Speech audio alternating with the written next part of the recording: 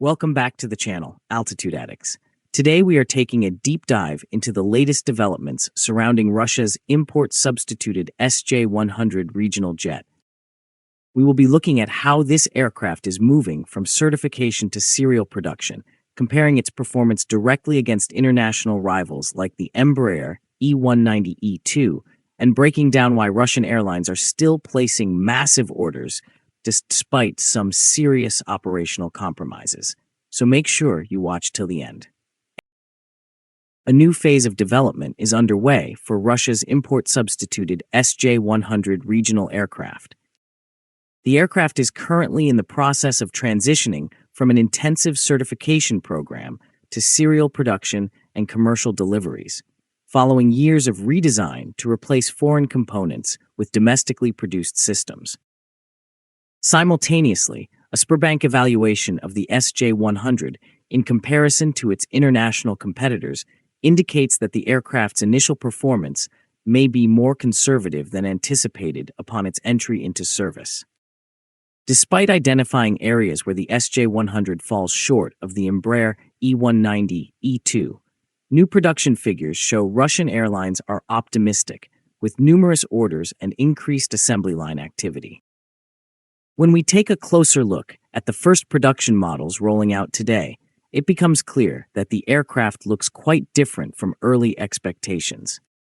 The assessment evaluates the import-substituted SJ-100 as opposed to the original Superjet 100, which was entered into service with various foreign-made systems. The analysis concentrates on the aircraft that is anticipated to receive its initial certification, rather than measuring long-term design objectives. The aircraft is expected to accommodate approximately 100 passengers, which is in line with the capacity of competing regional jets, as indicated in the presentation. Nevertheless, there are several operational characteristics that deviate from early expectations.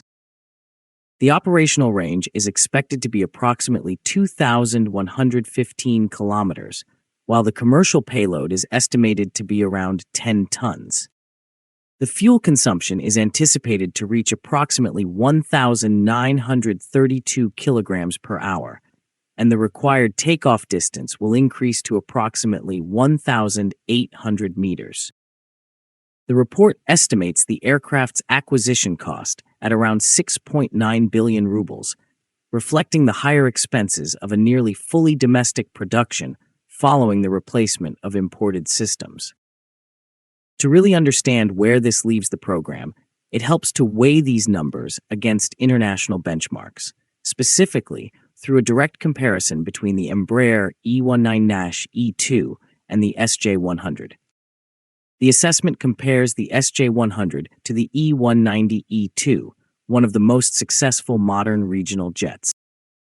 Both aircraft operate in the approximately 100-seat market, and their passenger capacity is broadly comparable. Nevertheless, the comparison indicates that the Brazilian aircraft maintains a competitive edge in numerous commercially significant categories.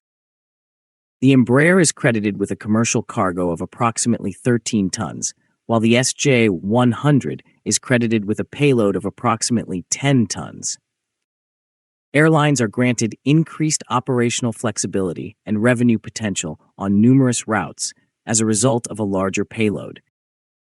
Range is recognized as one of the most significant disparities. The Embraer E190-E2 is depicted with an operational range of approximately 4,300 kilometers, while the SJ-100 is anticipated to achieve approximately 2,115 kilometers in its initial production configuration.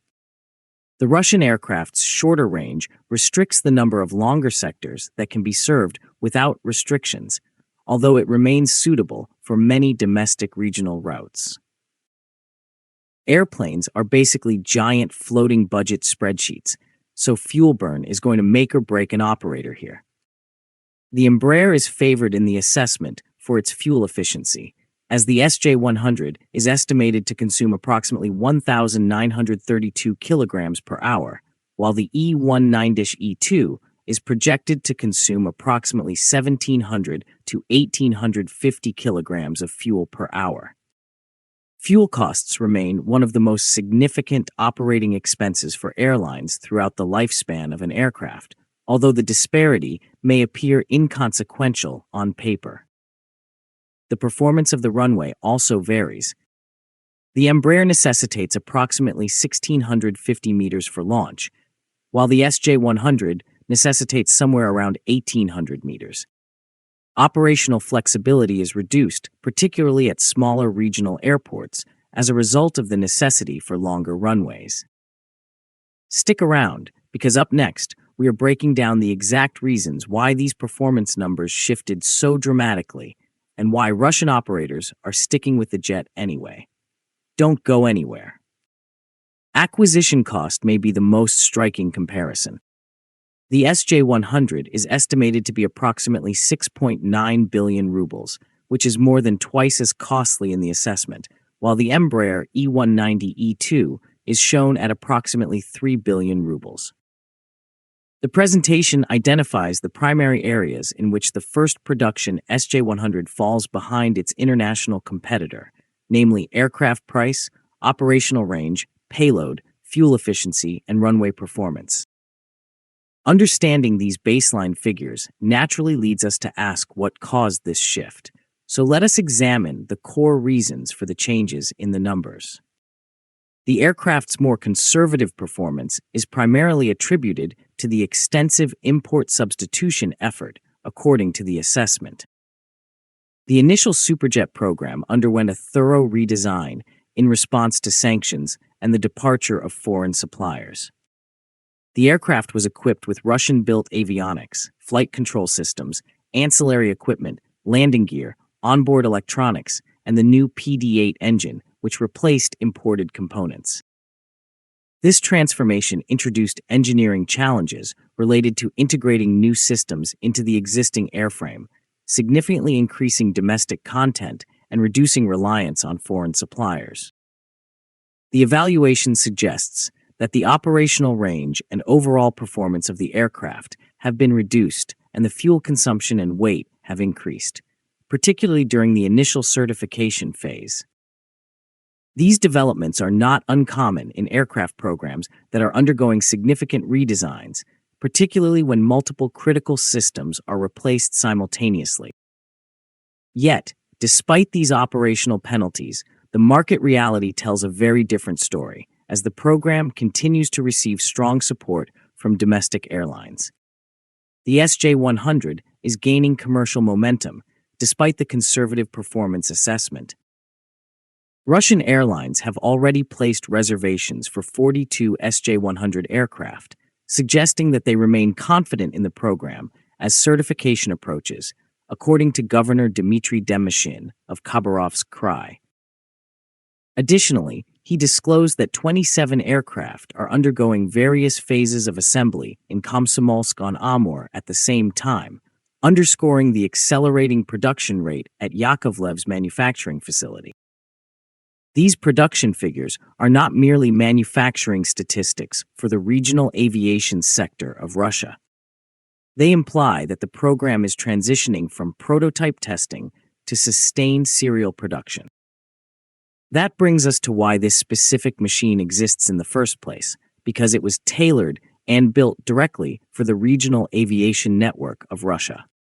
Demyshin also underscored the increasing significance of the Far East, where regional air transport remains indispensable due to the extensive distances and inadequate ground infrastructure. Regular aviation services are essential for cities like Komsomolsk-on-Amur, Yakutsk, Magadan, and Okhotsk. Airlines operating these routes need aircraft that can fly frequently, reduce maintenance downtime, and simplify logistics. If you are enjoying this deep dive, make sure to hit subscribe to join the Altitude Addicts community, and stay tuned for the final section where we reveal how fleet replacement requirements are going to force this aircraft into service, regardless of the numbers. What we are watching unfold is essentially a program rebuilt through import substitution. The SJ-100 has emerged as one of the most significant initiatives in the civil aviation sector of Russia as a result of the sanctions imposed on the aerospace sector and the departure of foreign suppliers. Regional airlines are generally cautious when introducing a new aircraft type. Operators desire assurance that production will persist, spare parts will be accessible, and long-term maintenance support will be dependable for the duration of the aircraft's operational life. At the end of the day, practical necessity dictates the market, and fleet replacement is the primary factor driving demand right now. The regional aircraft market in Russia is influenced by the practical necessity to replace aging imported aircraft that operate domestic routes. The SJ-100 is addressing a paucity of aircraft in the 100-seat category, in contrast to the larger narrow-body segment, where aircraft such as the MC-21 will compete for trunk routes.